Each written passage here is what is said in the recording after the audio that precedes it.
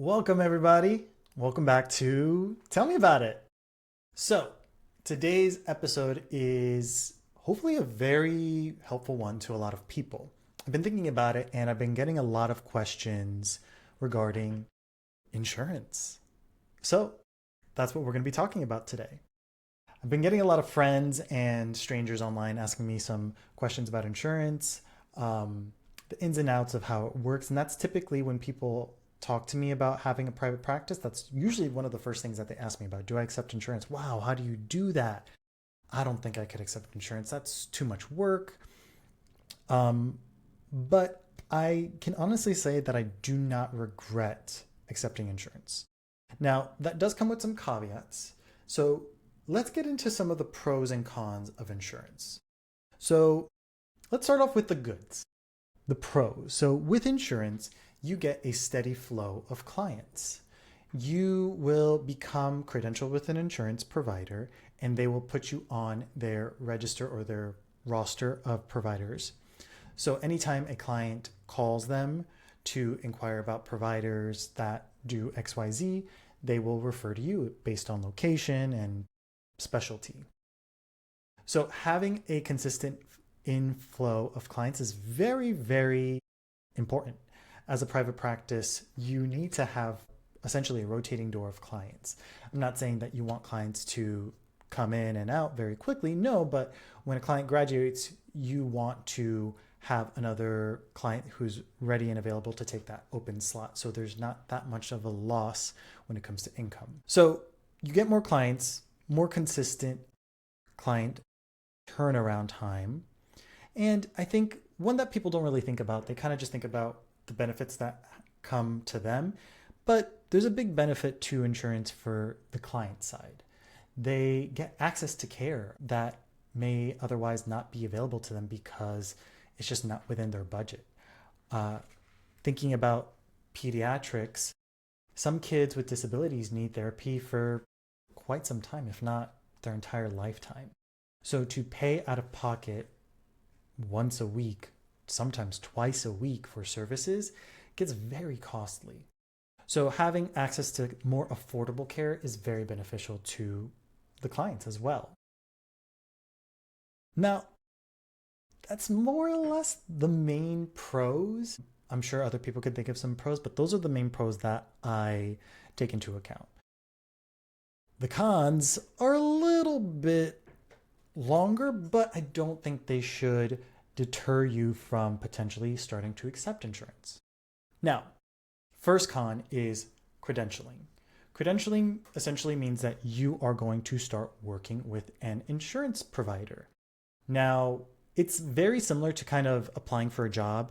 So you apply to be credentialed with an insurance that either accept you or deny you, and then that process alone can take months, depending on the insurance. I've had times where the turnaround rate was a couple weeks to maybe just a month and a half, to another one that I've been waiting for 6 months.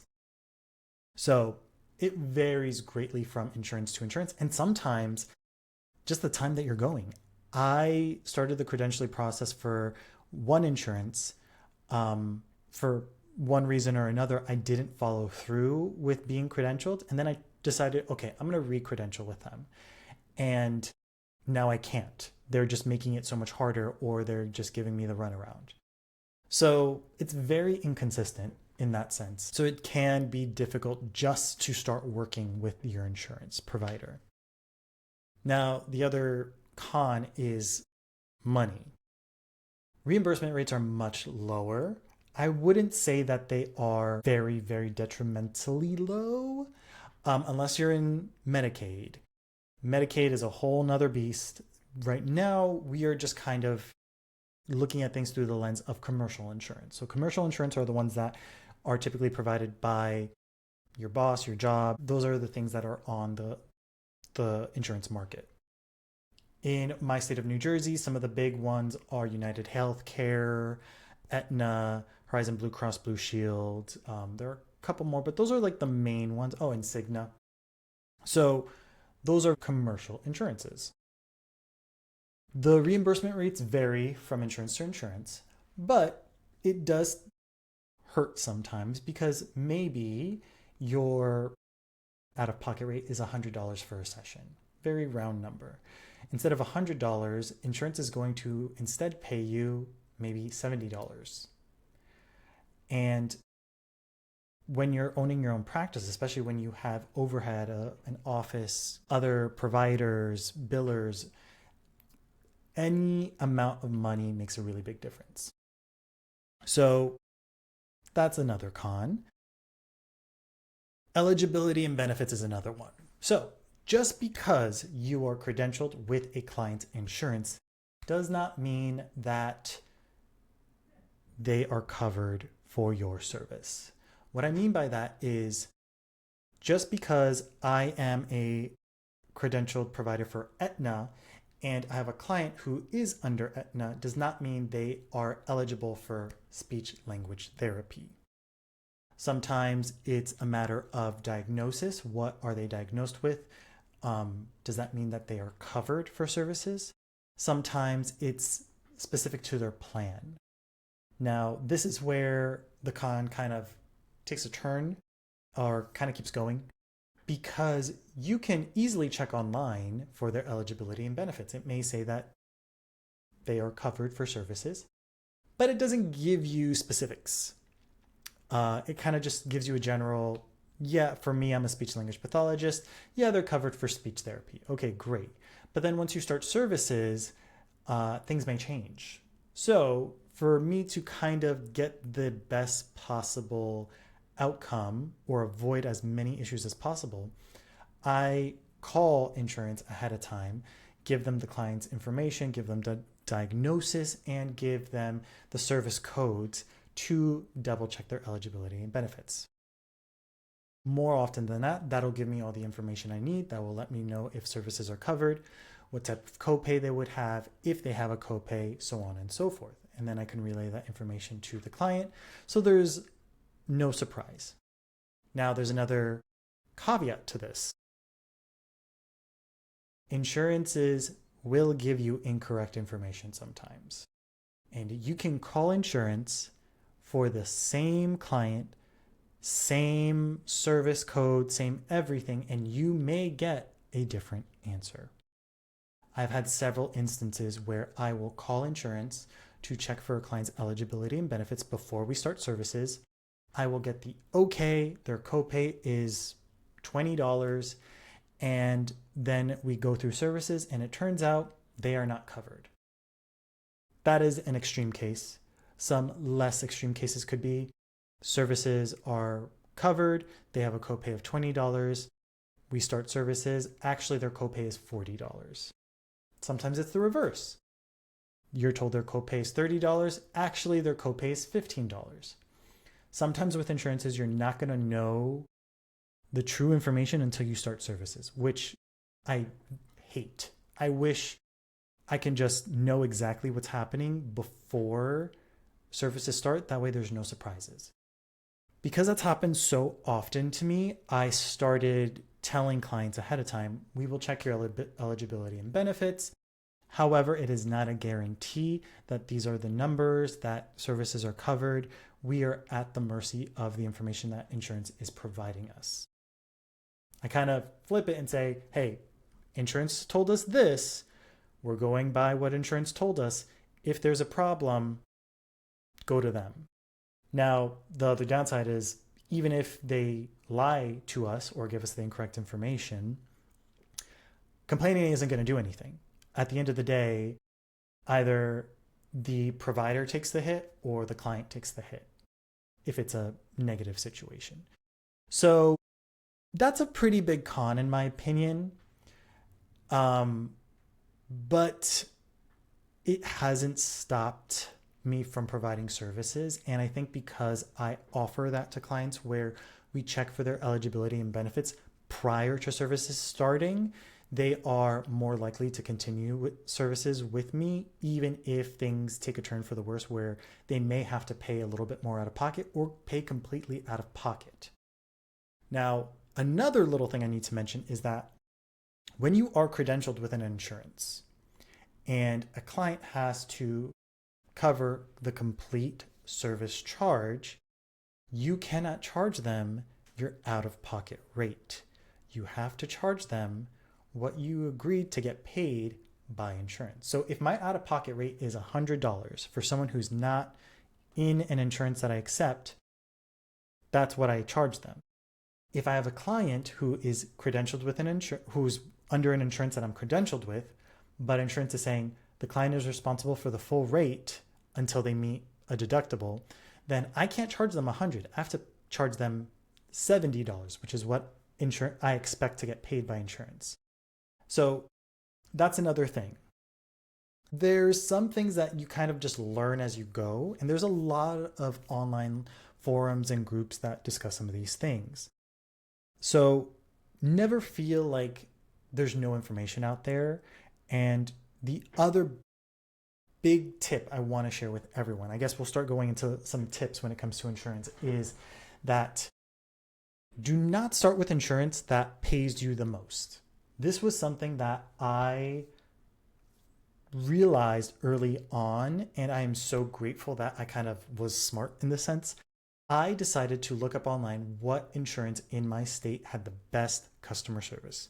For us, that was Aetna Insurance. I decided to get credentialed with Aetna first and start billing them on my own. That way I learned the process, I know what I'm doing, and it was probably the best decision I made. So I started sending my claims to Aetna. I got credentialed pretty quickly. It was a very easy process. They did not pay the most, but they were in fact the best with customer service. So when I did make an error, I would get a letter saying, explaining, claim was denied because such and such. Please do A, B, C, D, E, F, G, whatever. Service was denied because of such and such. Please do A, B, C, D, E, F, G. So they provided me with a lot of information in terms of how to remediate the errors that I had. And once I got more in the habit of submitting claims and getting them approved, I started to feel more and more comfortable. And that's when I started to branch out into being credentialed with more insurances. Every insurance is a little bit different, but for the most part, when it comes to providing the service and submitting the claim, it's more or less the same. Especially for me in the world of speech therapy, we don't have a lot of codes that we bill, so it's pretty easy. Now, how do we start with insurance? If you are still listening and you are still kind of thinking about taking insurance, how do we actually do that?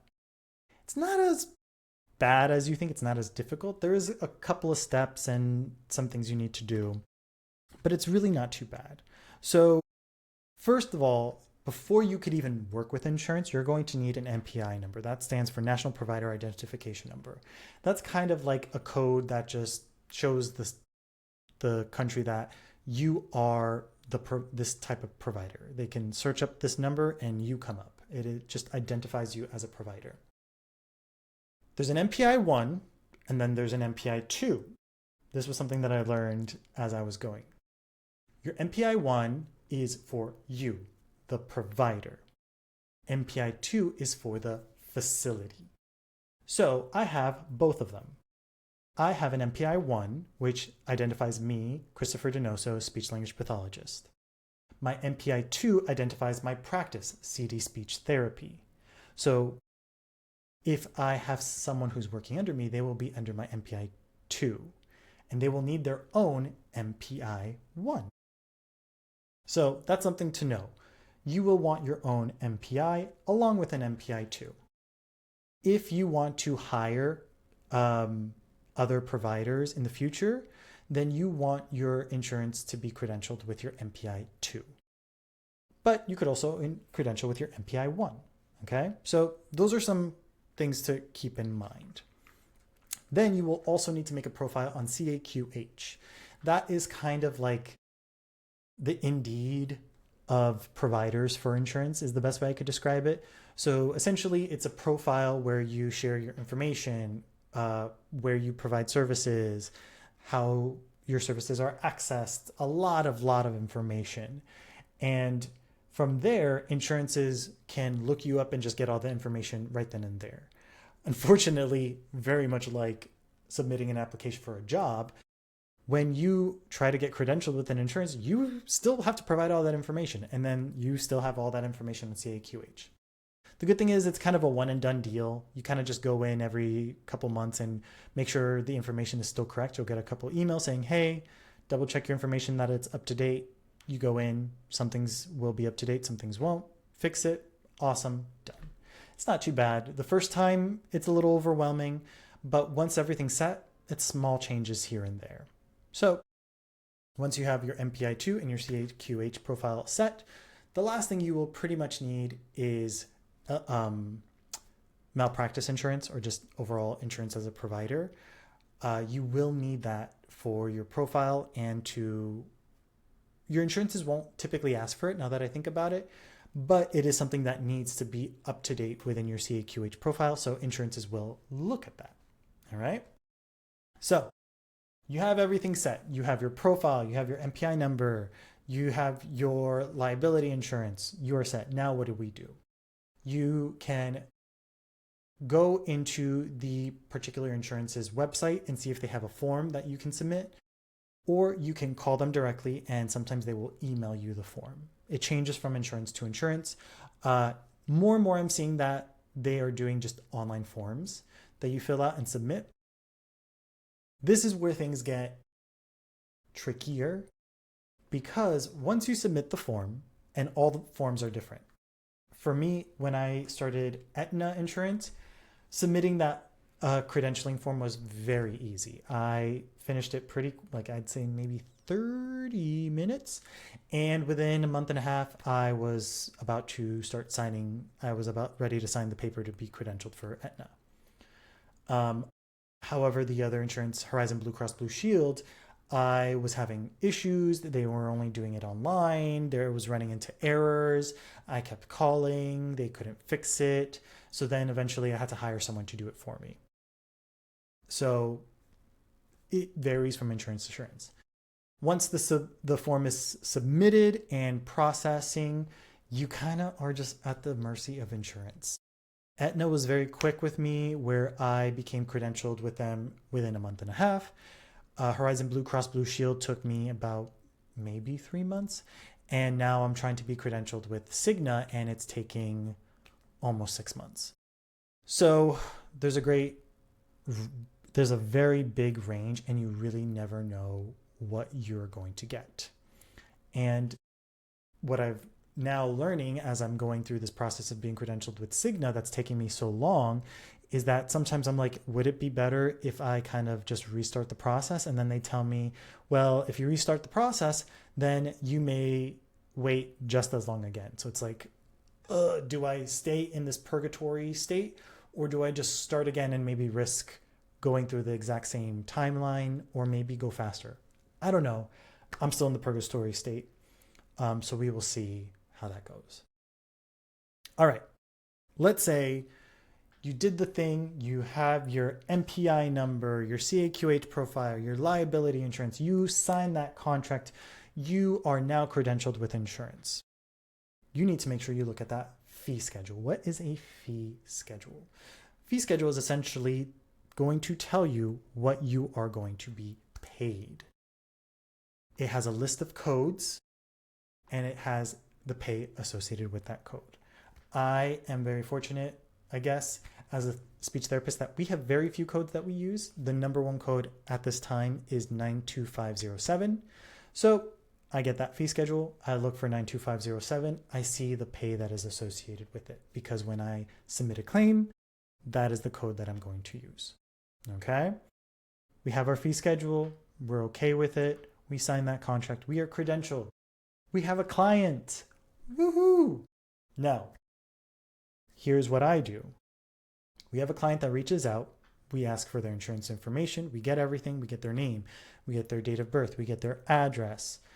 We need their gender and their numbers. I ask for the front and back of their insurance card. So those are the main things that I use that some insurances ask you for, or systems ask you for. If you call, they may need less. They typically just need the name, their date of birth, and their ID number.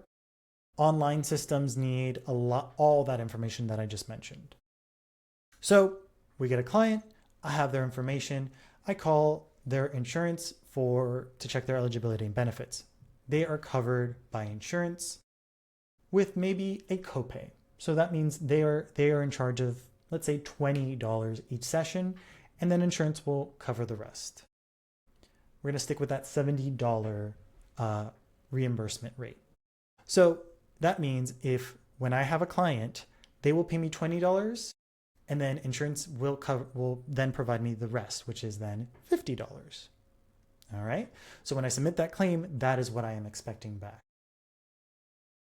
We provide services. Everything is good. I'm using the code 92507. We're going to assume we already did an evaluation. We submitted that code. We're just going to use 92507 for ease. Now, you put in all that information. You're going to need to have all that client's information. You're going to need all your information, including that MPI number. You're going to need their diagnosis code. You're going to need the service code.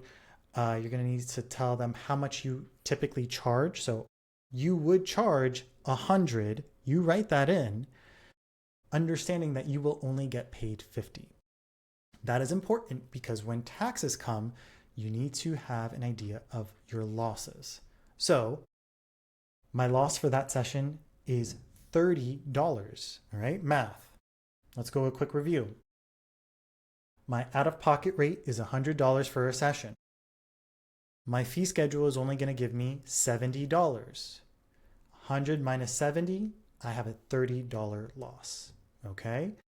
I get those $70. I take note of that $30 loss. And then come tax season, I can report that general loss. Then, once you submit that claim, you have two options of getting paid. If you're just starting off, you will likely get a check in the mail in the address that you have listed as the space. Right now, I have my home address as my mailing address and then my office there. So my checks come home, which is great. But you could also have it sent to your office. Or you can register your bank account to the insurance and then you could get a direct deposit. That takes some time. That takes a little bit of finagling. Each insurance is very different, but I highly recommend that you do that as soon as possible. As soon as you're credentialed, start getting your bank account connected to the insurance. That way you just get a direct deposit. You don't have to think about it. It's easy and automatic. And there you go. You are now accepting insurance. You got paid, you submitted a claim, and it was processed successfully. Now, is this everything you need to know about insurance? Absolutely not. This is just the stuff that I know about insurance because those are the things that I have to manage. I currently have an insurance biller. She knows way more about insurance than I do, and I leave that to her. The things that I'm sharing today are the things that I learned when I started doing everything on my own. The thing that scares most people is getting a denial. Dun, dun, dun. All right.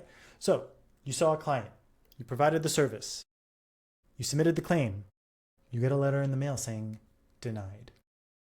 What do? There's a lot of different things you could do. So first you need to see, why were you denied? Was it just that client is responsible for the full fee, so they're not paying you? I've gotten that letter. Could it be that services aren't covered under the diagnosis code? That could be. Could it be that you need to submit your evaluation for services to be approved? That could be as well. So you need to read the letter and see why services were being denied. Easy one is they need your report. All right, you send it to them however they need it. You give them a call, make sure you know how they need to receive it, submit it. Then you'll probably get a letter saying services are approved or denied. Now, let's say the diagnosis code does not cover services. That's a case where you are going to talk to your client and be like, hey, insurance is not covering these services. You can try calling them. I can try calling them, and then we can see what we can do. The next step to this process is having a peer-to-peer. Now, what this means is you will schedule a call with a doctor that works for insurance. Once you talk with them, You will discuss why you believe services should be covered, why this client needs to see you. So far, every time I've had a peer-to-peer, services have been approved. It's just a little bit of an annoying process to go through, but as long as you are speaking with them respectfully and talking to them as a peer, I guess, services will likely get approved. Now, I have heard horror stories where that is not the case, but in my experience, I have gotten all my sessions approved once I went through a peer-to-peer discussion. I've had discussions where I've had to explain in length what I do, why I do it, why services are necessary. And on the other end, I've had peer-to-peers where it's very quick and they're like, oh yeah, I barely tell them anything. And they're like, okay, we'll approve services. And I'm like, all right, sure, not complaining. If there's any information that's missing in your form, in your claim submission, they will tell you that something is missing, and then that's a simple just resubmission of it. There are online systems that can do it for you. You can do it manually through their website. Currently, a lot of my insurances use something called Availity, so I can submit my claims through Availity. I currently do majority of my claims through Availity because when you use online systems that submit it for you, they take a small cut of what you get reimbursed. And like I mentioned, every little bit counts. So when you submit through Availity, which takes a lot longer because you have to put in everything manually, you get the full payout. No one is taking a cut of it. That is just the insurance's system to receive that information. Now, for example, I use something called Simple Practice. It is an EMR system, electronic medical record system. And when I submit a claim through them, they take a small cut. So early on, I submitted a lot of my claims through Simple Practice because they made it easier. And then once I got an idea of what I needed to do, I submitted them through Availity. And then when I had too many to submit, because I just didn't have the time to submit them, that's when I hired a biller to submit the claims for me. Well, that is that. This is a crash course, a pretty long crash course on how to start submitting insurance. I hope that this either swayed you in one direction or the other. Feel free to leave any questions or comments regarding maybe your experience with insurance, or if you still have any questions that I didn't answer about insurance, maybe I can answer them through the comments. And on that note, thank you so much for listening. My name is Christopher Donoso. See ya.